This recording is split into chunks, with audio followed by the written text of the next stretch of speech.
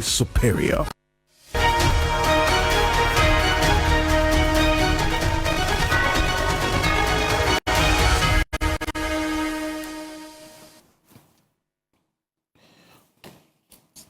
Well, it's the beginning of another week. Good evening. Welcome. This is Ghana Tonight. We're live on News Up at Disawek and also live on TV3 Ghana on Facebook, DSTV channel 279, all across the world on 3news.com. I am Alfred Okansi. Tonight, the new Patriotic Party's 2024 policy document, Christian Selfless Leadership, Bold Solutions for Jobs and Business, is on the front burner. Hot on the plate here on Ghana Tonight for scrutiny. We ask, what is in there for you? How did you really react to it? Are you enthused about what you heard? There's a poll going on right now on our social media pages. Share your thoughts with us. We'll share it with the rest of the world. Voters register exhibition exercise begins tomorrow despite delays in releasing the provisional register to the political parties. How ready are the political parties for the exercise, and why indeed are the concerns of they also not having it early really an issue, and how's it going to impact on them going forward tomorrow? Stay with us.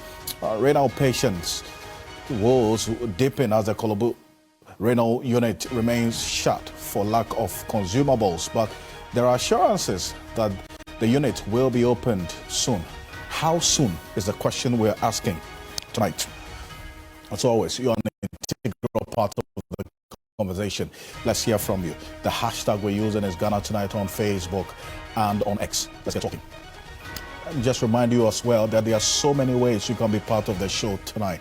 And we've already started a conversation on social media. Share your thoughts with us as well. But let's settle for Ghana Briefs.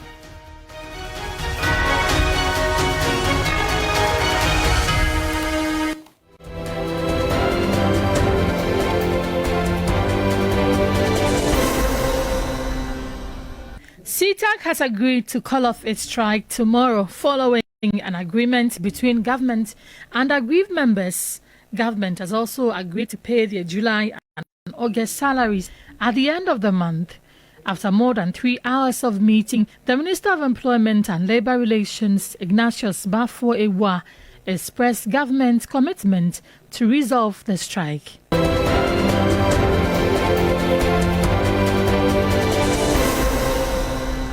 Renal disease patients at the Kolebu Teaching Hospital have served notice to picket on Wednesday, August 21, following government's inability to provide consumables for dialysis sessions for the past 3 weeks. President of the renal disease patients, Kojo Hinkra, said the system has failed them. I mean, you see your colleague coming and you could see that is staring at the person's face.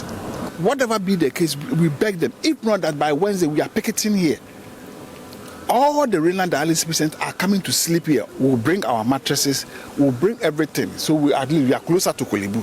When we die, they take us to the mortuary.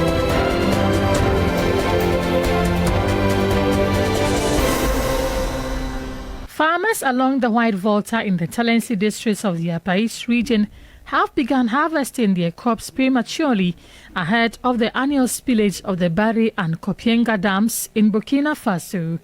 According to the farmers who spoke to our Upper East regional correspondent, Tanko Muhammad Rabiu, although they have started harvesting, thousands of the crops will be submerged by the floodwaters soon. We have been farming this land for over 10 years, but any year at all we farm, we doesn't harvest our maize before the water comes. As we are here today, we're supposed to be somewhere working, but because of the Bagri water, as you can see, we left work and we are here just to harvest. This only about an acre, but many more will be remain for the water. We don't understand why government is doing us this.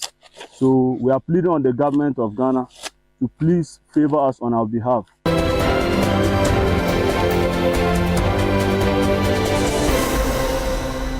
Following the launch of the NPP's Manifesto, party leaders have made bold claims about their inability to deliver transformative leadership while criticizing the NDC for refusing to commit to a peaceful electoral process.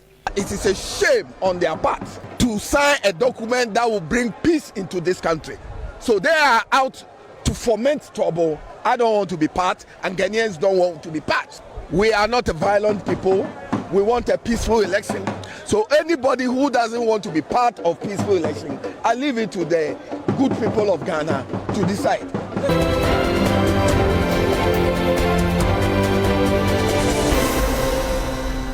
The NDC running mate, Professor Nana Jedupoku Ajuman, has asked women to ignore the promise by the NPP to establish a women's trade empowerment fund for women-owned businesses. Professor Jane was speaking to traders when she toured some markets in Accra. We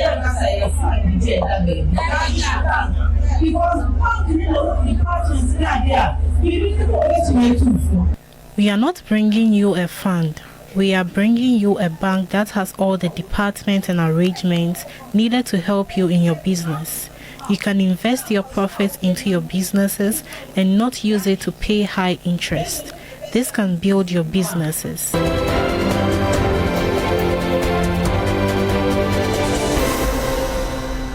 The Electoral Commission says all is set for the voter exhibition exercise tomorrow. Earlier, pressure group Election Watch Ghana picketed at the commission to demand the release of the provisional voters register, but were denied access. The provisional register, because that is what we are going to use. And we need to scrutinize the register. We are promising that even if it comes at night, we should be able to get it and scrutinize it so that tomorrow we can use it for the exercise, because we have alleged that there are people who do not qualify and are all in the register.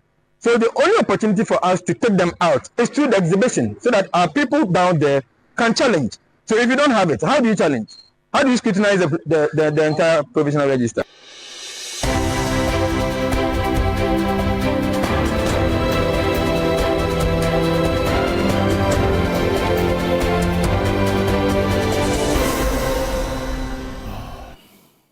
This morning is on 3news.com. Make some time and visit 3news.com. This is Ghana Tonight. A number of you have already been sharing your thoughts with us ahead of this conversation tonight, and that's why we're zooming into it straight. Coming up next, we begin with the initial analysis of the New Patriotic Party's 2024 Manifesto that was presented by Dr. Mahmoud Bawumia yesterday. What is in there for you? Has been your reaction since the last 24 hours after these bold solutions, as the Dr. Mahmoud Bawumia and the NPP has captioned the manifesto, bold solutions for the future? Selfless leadership. How has that really resonated with you? What's been your reaction? And that's the question that we'll put on social media. We're going to come to the reactions and the responses from you. Thousands of you who have been sharing your thoughts with us on Facebook, on X, and also on Instagram. We're very interactive here on Ghana Tonight. We're going to be engaging a few more of the experts who are here as well to have their thoughts on this matter. But then again, there's a fundamental question that has come up. That is the sector-by-sector analysis of what the NPP has promised that it's going to do. That's the conversation we'll have tonight. But for those who missed exactly what the Vice President, the flag bearer of the NPP said, I'm just going to give you an initial idea of why he's making that bold claim. He is the man to serve for the next 4 years. Take a look. Clarity of mind as to what I want to do from day one as president. I will not ask you for a honeymoon to cool off and think about what to do with the responsibility you give me. I am prepared and ready to serve. You know what I stand for. You know my vision. I believe in the ingenuity of the Ghanaian. Together we can succeed in building a progressive society of possibilities, enterprise, compassion, open opportunities, and shared prosperity for every Ghanaian, born rich or poor, born in the north or the south, born Christian or Muslim, born a girl or a boy, a leper or a disabled person. I have never been president of Ghana before. I am presenting myself to you for the first time to ask for your precious vote to serve you as your president and to continue the development agenda of the NPP. When you make me president, inshallah, I will implement my own vision that I have outlined. in all humility, I will ask you to give me the opportunity to become one of the most impactful presidents in Ghana's history. I am my own man. I have my own vision, and that's what he presented. And this is the document that spells out the details of that social contract that the NPP seeks to have with you and I, the Ghanaian people, the voters, citizens, for the next 4 years after December 7. That is the manifesto. So we went to you, the Ghanaian people, via social media handles, asking the specific question how some of the details that were put out, the highlights that were put out by Dr. Mahmoud Bawumia yesterday resonated with you. Did it get you to, as it were, change or make a decision on whether to vote for the NPP or not? Or did it get you excited as well? That's a specific question. Did the NPP 2024 manifesto launch meet your expectations? And the details in there, as was put out by the flag bearer of the party. We had some over 4,000 of you on 3 News GH.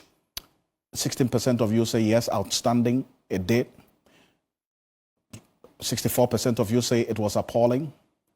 20% of you say, well, you're indifferent about it. And that's one of the sentiments that were picked up prior to this manifesto presentation. Because a number of you say, well, there's been broken promises over the period. So you didn't place too much premium on this manifesto. Well, guess what? On TV3 Ghana, 3,867 of you took part in this poll. And out of the 3,867, 16% of you say yes, it was indeed outstanding. 58% of you say it was appalling, didn't meet your expectation. 26% of you say you were indifferent about it. If on our WhatsApp channel, we had 460 of you saying it was appalling. 36 of you said, well, it was outstanding. 43 also saying you were indifferent about it. If you see all three areas of the poll, you realize clearly that there was the margin or the number of persons who said they were indifferent about it were even more than those who were saying it was outstanding. That also tells another story. And that's why we bring in Professor Kobe Mensah, who is a political marketing strategist and also a senior lecturer at the University of Ghana Business School. Professor Kobe Mensah, appreciate your time here on Ghana Tonight. First of all, unlike what we saw in 2016 and 2020, where there were some big ticket manifesto promises that stood out in terms of thematic areas, like one village, one dam, one district, one factory, free senior high school. So those were the big takeaways we could easily remember from the 2016 and 2020 manifesto of the NPP. This one, there was no, as some have described it, a central theme and a fulcrum that all the other issues in the manifesto evolved around. Did you get that same feeling? Okay, thank you, Alfred. I think that from what I gathered yesterday, immediately I could see a very sharp departure from the old Akufo-Addo, tradition to a completely in a new Bawumia era, and that was actually communicated through a number of ways. Obviously, the usual sloganeering was not predominant in this particular address. And so, as you rightly put it, there wasn't a major one this, one that, a highlight of Buy Ghana First, which I thought it was a good idea. The idea that people will be orientated to consider buying local Ghanaian or made in Ghana goods, which I think it was a standout. So clearly there was a complete shift from, if you like, a Nana Addo tradition to an entirely new, tradition,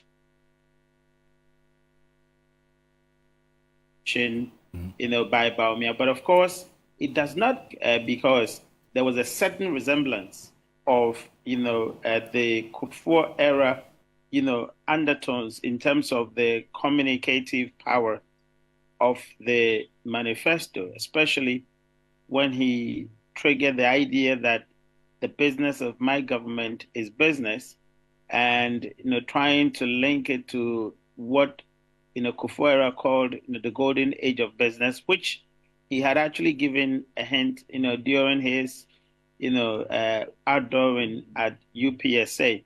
So if there was something that was clearly stand out for me or clearly stood out for me, that was a departure from the Nado era to, Baume era with a certain hint, towards, the Kufuor era. Now, also, I think that what was, also a standout was the idea or the sense that, Baumia, would sort of decouple, himself, when it is necessary, and then link himself back to Akufo-Addo when it's necessary. For example, he talked about the idea that he actually was able to convince Nana Addo to adopt the gold for oil policy, which to him stabilized, the economy in a sense. But then, of course, he hinted that he would actually scrap the e-levy. So my thought was that if you managed to actually convince Nana Addo to adopt, so to speak, an innovative, policy such as, gold for oil, why couldn't you convince him if he thought the e-levy was wrong? You had actually allowed them to implement or allow your government to implement e-levy. It cost us so much. You've rallied the entire country behind it. You have actually sensationalized that particular policy to say that it would yield us so many jobs. It would, give us quite a lot of, revenue space or fiscal space.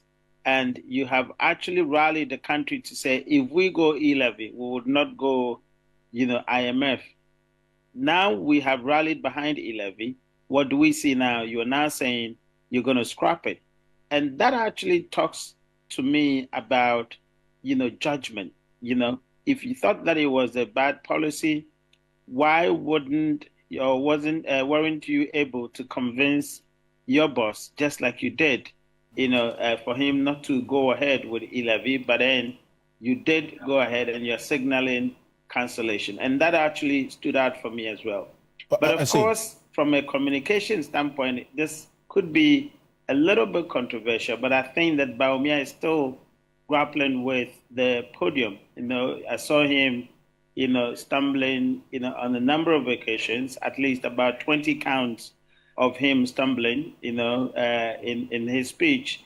And I was wondering why he's still not having that gravitas in terms of his public appearances in his speeches. So these are some of the things that actually stood out for me. I see. Now, the earlier you make the point about he crafting his own modus or the model of communicating what he intends to do and not put out thematic areas and sloganeering, as you put it.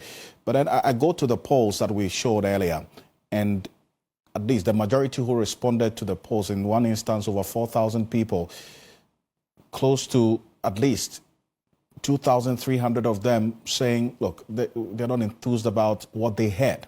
And then you also have even those who say they are indifferent. They don't really care about it, even being more than those who say this excited us. And that's what is on the screen right now. What does that tell you in terms of that sense of disconnect? Yes, the message was right, but did it reflect the views, concerns, and aspirations of people? He had been spoken to with regards to too many sloganeering, I suspect. I suppose he's been spoken to with regards to the usual punchlines that he used to give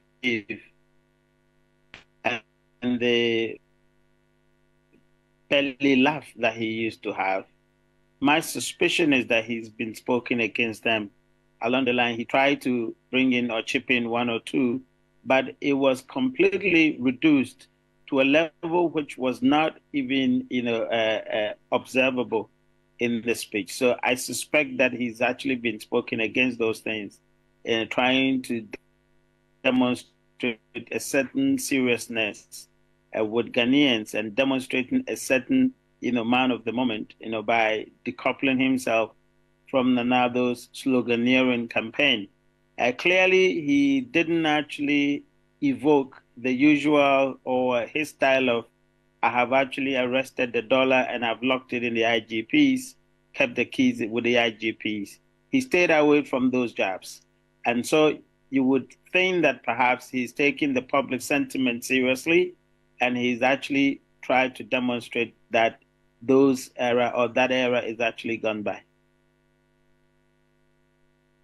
I'm going to conclude on this point and that the initial analysis you make, and we'll zoom into the specifics. Tonight, we're starting with the education sector for good reason, and then we'll zoom into some other areas that bother us on, also the agricultural sector, irrigation for that matter, especially what's happening with the Bakri Dam, and then also the absence of the Palugu multipurpose dam. Now, you get the sense that the NPP continuously, we've seen at least over the last 1 month, coming to terms with the reality that times are indeed hard for all of us. The finance minister has gone ahead to put up an apology. Also, that has generated some reactions. Yesterday, we heard the majority leader, Alexander Afenyo-Markin, talk about the NPP indeed admitting that times are hard for us. That moment where you also get some sense of admission that, well, some responsibility has to be taken by government or by this administration for where we are now. Is this going to make a difference for them? 110 days to this election that we have ahead of us. Well, I think that in one breath, they try to embrace the reality, but in another, they try to dismiss it. The reason being that, of course, Bawumia highlighted that no doubt the hustle is real, but then he claimed that his boss has been the number one in terms of lifting people out of poverty in the face of national statistics that actually indicates that the Ashanti region, for example, has multiple dimensions of poor people. In the face of national statistics that actually shows that we have 1.9 million young people out of work. In the very, of course, upon solutions, clearly, articulating that, yes, this particular government does not have the solutions. Yet, another time, you hear them paying glowing, praises on the government achievement. So it is very confusing what they are trying to do. In one breath, demonstrating that, yes, there is reality and they have embraced it. Right. Praises on the current administration, which I think that it was a very confusing message. They don't actually seem to know where they stand. Have they performed or have they not performed? They keep, two messages going. Professor Kobi-Mensah, appreciate your time. Thank you. Thank you so much for joining us here on Ghana Tonight. He's a senior lecturer at the University of Ghana Business School, also a political marketing strategist. Apologize for that. The latter part of our conversation, the connection with him got a bit cranky, but thank you. You made your point quite clearly. Professor Kobi-Mensah, thank you so much for joining us here on Ghana Tonight. But coming up next, we go into Manifesto check, and there's good reason for that because of what has been said yesterday by the NPP. This is your Election Command Center.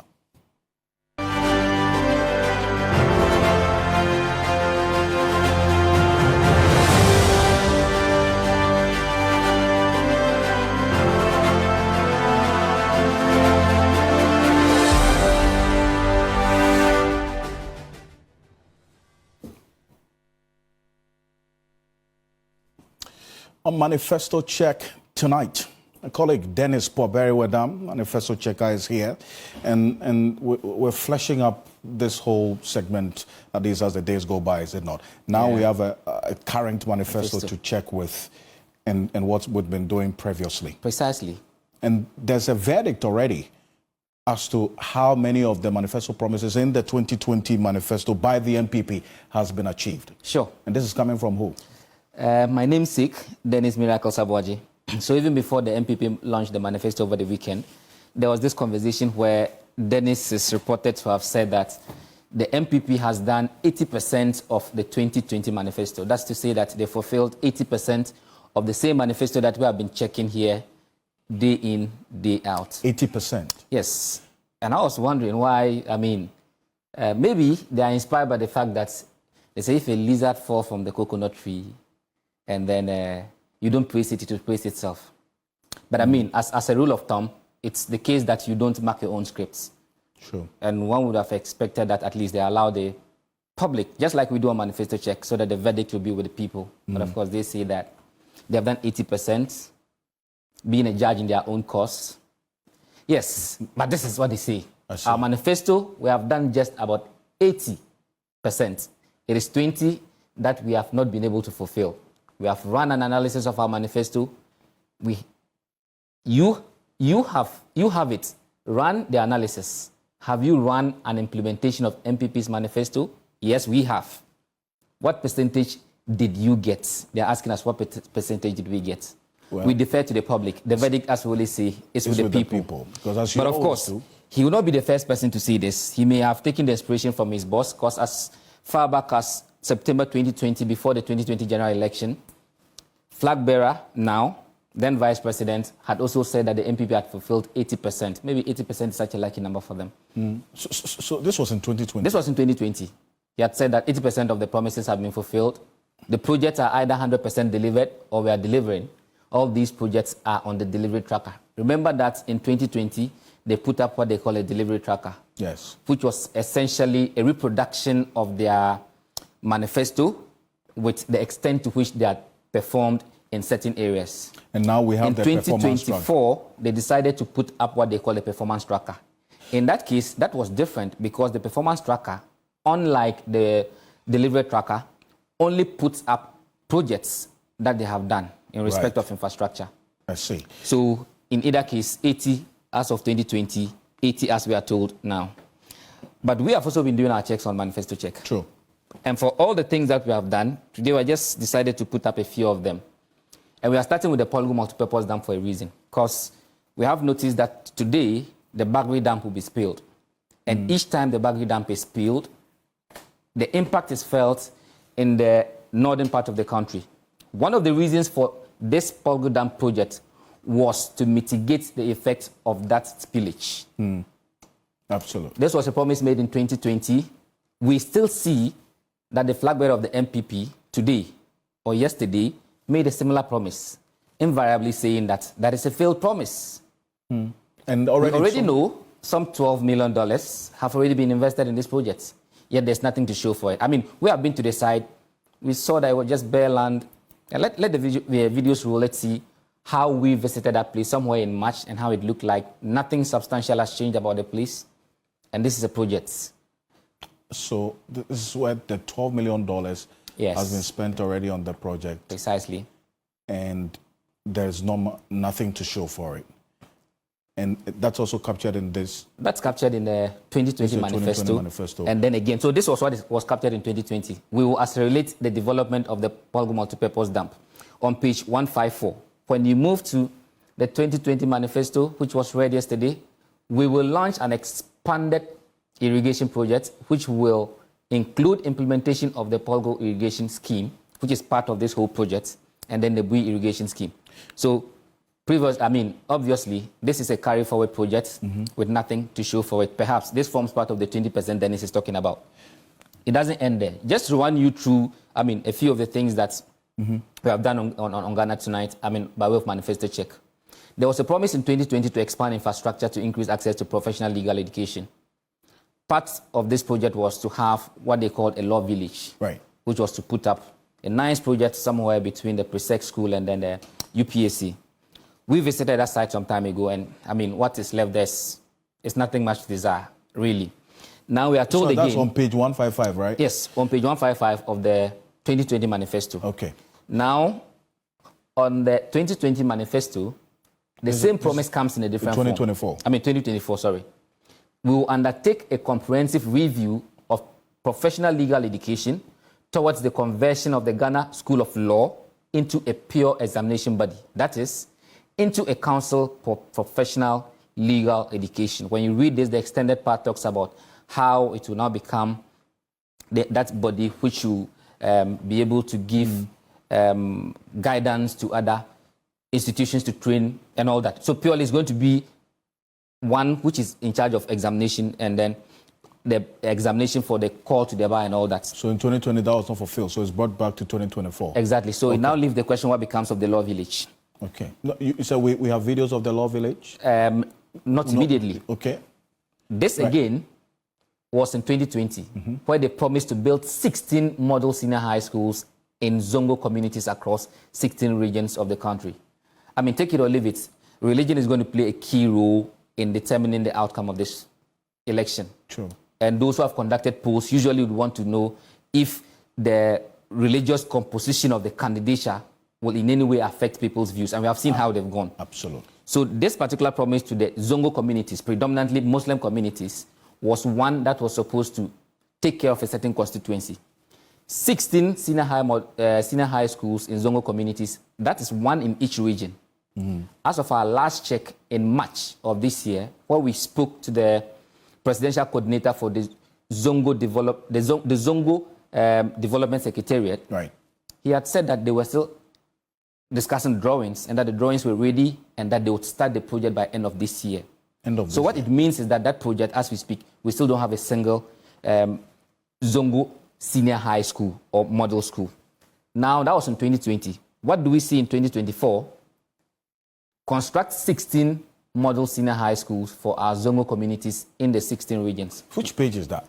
This is page 152. This is in 2024 manifesto. Of 2024 manifesto. So in 2020 manifesto, which page was it? 2020, page 155. So that's for the benefit of our viewers. We can check it. This is the most verifiable facts you can see.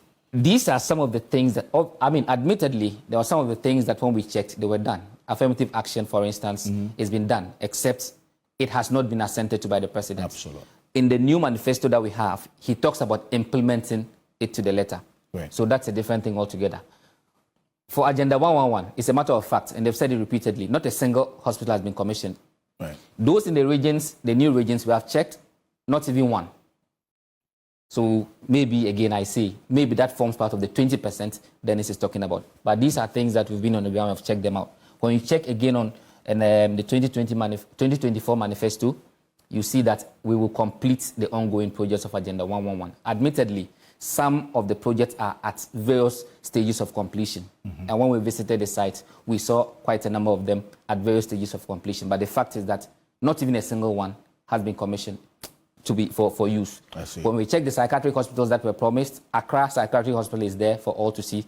When you look at the visuals of how it still stands, it's the same old Accra Psychiatric Hospital, but it was part of these projects that were supposed to be redeveloped. So that's what you see on the screens right now. That is the current state of the Accra Psychiatric Hospital. No, nothing new. Nothing yet. So essentially, what we see is a migration of some of the promises that were not fulfilled in the old manifesto into a new manifesto. But then it says it's 80% complete. But we see the verdict is certainly with the people. What you're saying. Well, let's zoom in straight into the education sector. And this was just to give you a general idea of what the first phase of our own tracking of what has been fulfilled and what has been carried forward into the next manifesto of the NPP 2024 manifesto. But the education sector is our first sector of analysis, and it's for good reason, because the teachers have been giving so many promises, and we had a number of the members of the NAGRAT and NAT CCT all reaching us before the show that they want us to focus on that. So we're doing this for you. What did we find? Well, so when it comes to the education sector, quite a lot has been said in there, talking about how teachers will be able to now own cars by some incentive that government will come in. We also see that there's also a specific promise that has been made to persons with disability. And just to say, this is also a promise that has been transported all the way from 2016 and is appearing again in 2024. That's to see. So in 2016, you'd see that there was a promise to enforce Section 18 of the Disability Act that provides for free education for persons with disability. In 2024, we see introduce a free tertiary education scholarship for persons with disability to remove financial barriers to pursuing educational goals. So from 2016, that has not been fulfilled. It's 8 years old. I mean, there was also a promise for some housing packages for teachers. We have done this on Manifesto Check before, only for us to realize that was actually a UN project. But we spoke to the teachers and they said no. They did not even receive anything. We still see some of those things in the 2020 manifesto. And Dennis, stay with me. Don't go as yet, because there's a lot more in the education sector we want to do. But on this bit about the housing, because I recall that housing promise, which we spent quite some time on, we did. That teachers were going to be giving some affordable housing scheme of a sort, specific for teachers. Dr. Peter Patianti is the executive director of the Institute for Education Studies. He's a lecturer himself, so he falls within the bracket of both a CSO lead and then also one who is practicing as a lecturer, a teacher in the education space. He's joining us on Zoom. Dr. Anti, good evening. Thank you for joining us here on Ghana Tonight. If you can unmute for me. Hello? Can you hear me? I can hear you clearly. Thank you so much. Hello, good evening. Can you hear me? Great, I can hear you clearly. Can you hear me too? Thank you. Thank you so much. Thank you for joining us. Do you have any knowledge of any of your colleagues in the teaching field receiving any unit of affordable housing as yet? None that I can think of. I don't think so. I see. But this is a promise that was made. But then again, there's been another promise made to teachers. The specific one in the 2024 manifesto was for you to get some vehicles subsidized by government for you to pay over a certain period. The specific period, number of years, was not mentioned. But there's a promise to you to get some subsidized vehicles. That must get you smiling, isn't it? Well, let me first and foremost state that it's interesting that a political party will sit down and then in planning for the future of the country, they would put teachers at the forefront. So if you look at the various manifestos over the years by political parties, every now and then you see teachers coming in the improved conditions of service, provision of houses and other things are mentioned in there.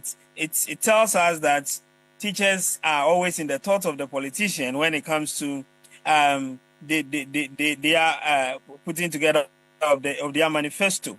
But unfortunately, none of these promises have been fulfilled 100%. And in events where promises such as housing and improved conditions of service have been made or mentioned, you would attest to the fact that we have experienced rather a worsening condition of service for the teacher, and the various strike actions and agitations are there to serve as an indication that the teachers' conditions of service over the years have not improved despite the various promises that have been given to them. So I look at the promise of getting teachers a car as one of those things that we normally do, because you see the teaching profession is a big constituency where politicians think that they can tap in and get the kind of votes that they need.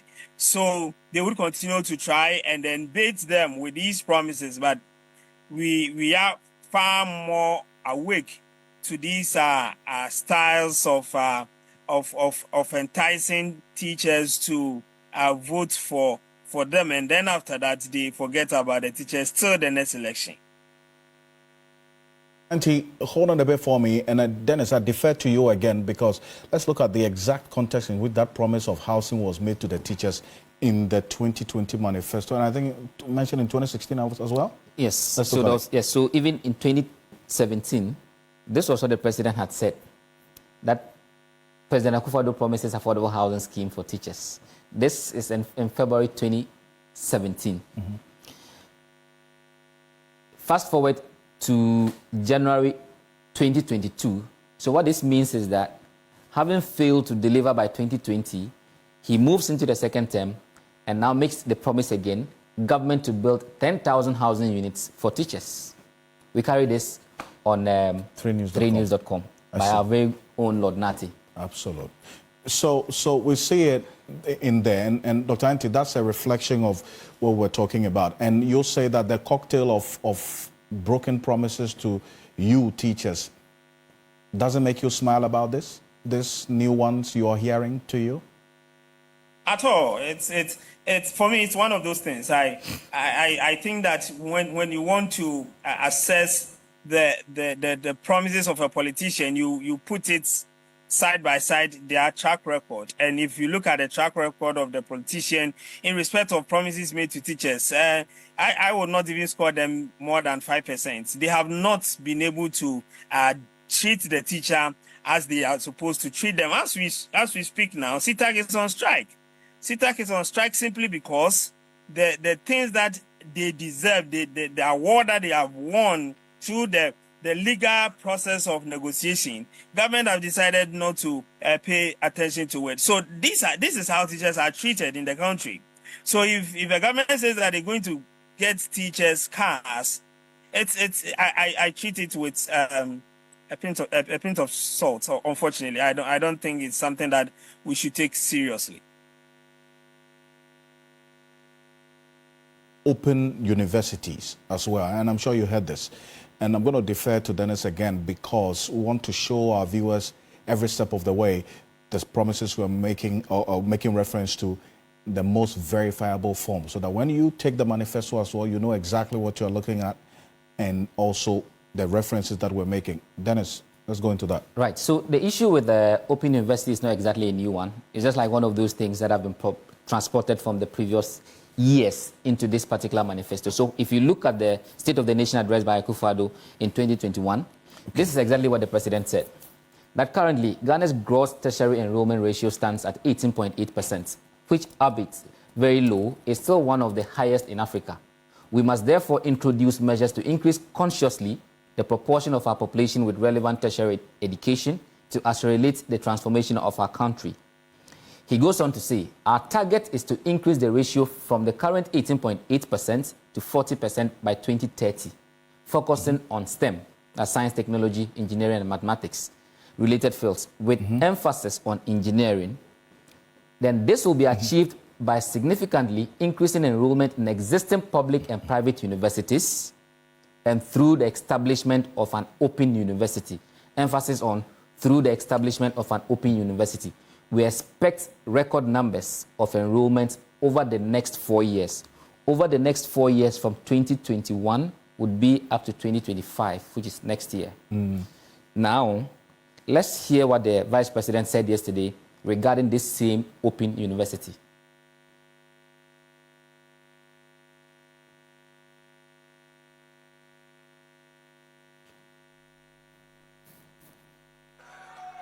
We will prioritize and direct a significant proportion of national scholarship schemes towards training and skills development in STEM as well as other needed skills in Ghana.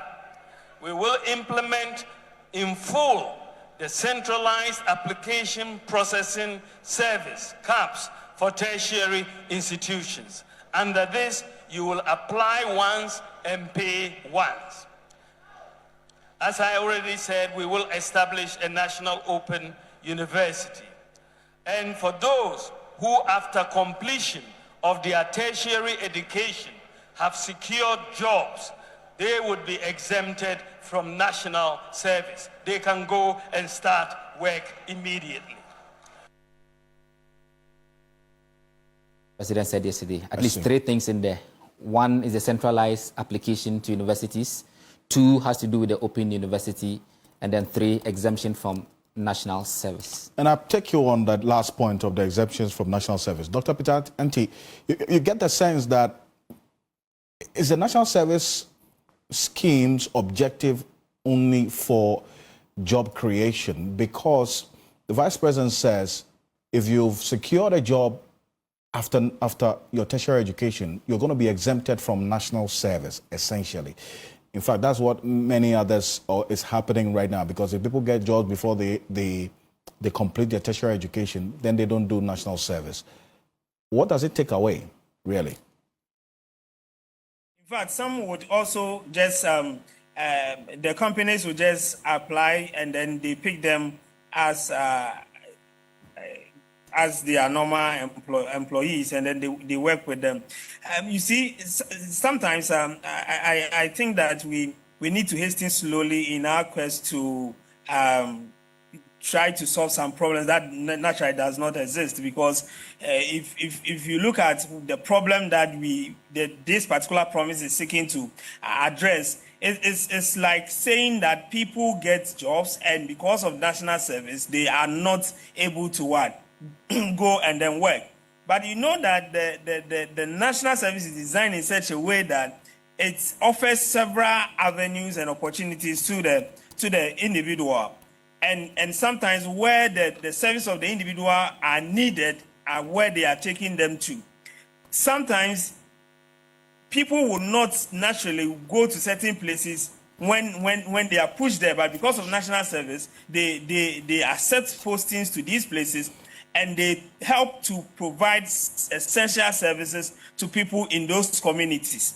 So the national service is very key to the development of our communities, and especially to serve the underserved areas in the country. Now, if you say that if I secure a job, you are going to exempt me, the first question I ask myself is, how are you going to verify that I have secured a job, and because of that, I'm going to be exempted? Because if I feel that I don't want to do the national service, then technically I will indicate that I've secured a job, and it could be that a job in my mother's shop, and because of that, I'm not going to do the national service.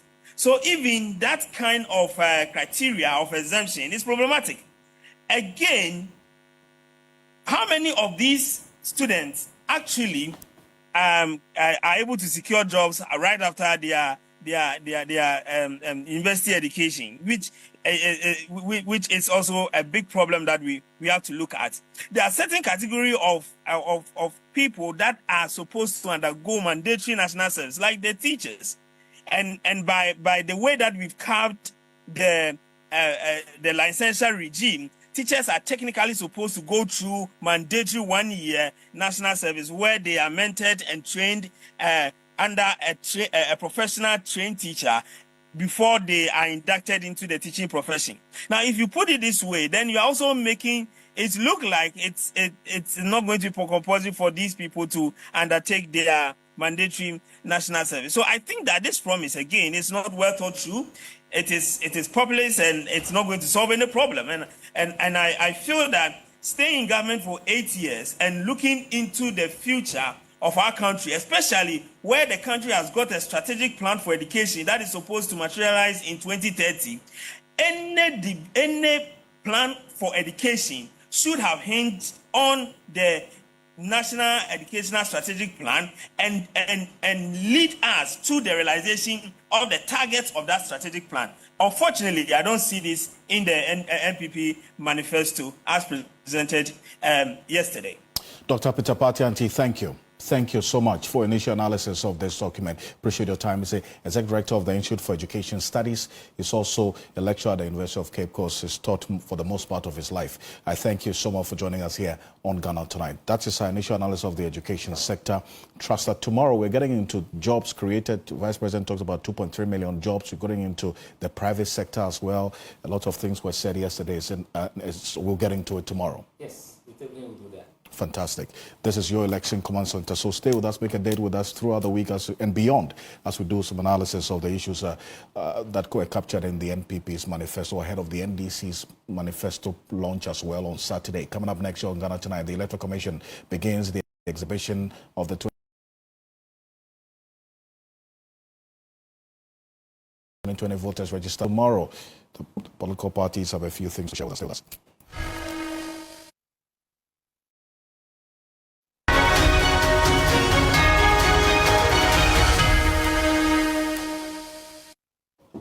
Welcome back. This is Ghana Tonight. Now, the Electoral Commission says all is set for the voter exhibition exercise tomorrow. Dr. Bosman Asare is Deputy Chair of the Commission in charge of Corporate Services. He addressed a press conference earlier today. The commission is registering people. I know it's not something you believe.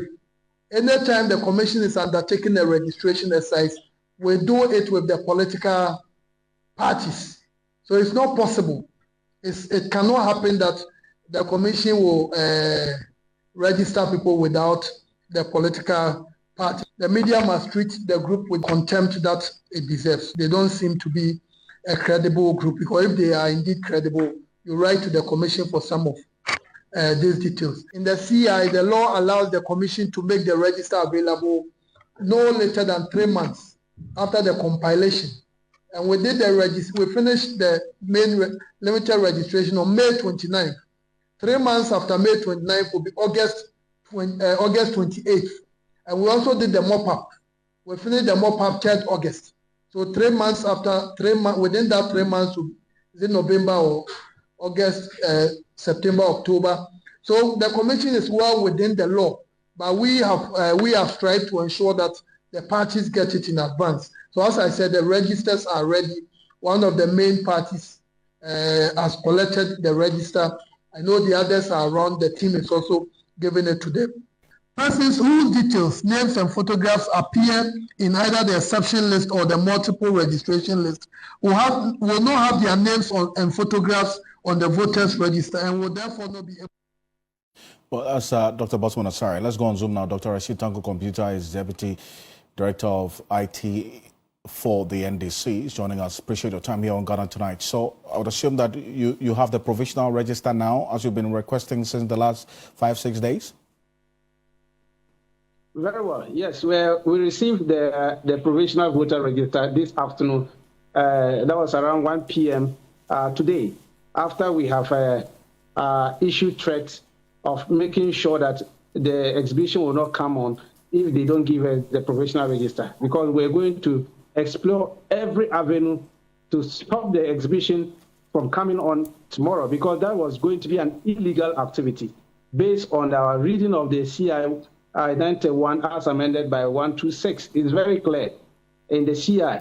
And then so they were not doing a favor. They were just going to comply with the CI, which says that under Regulation 22.2 of the CI indicated clearly that the Commission shall provide the political parties with the provisional register after completion. And we're very clear in our mind,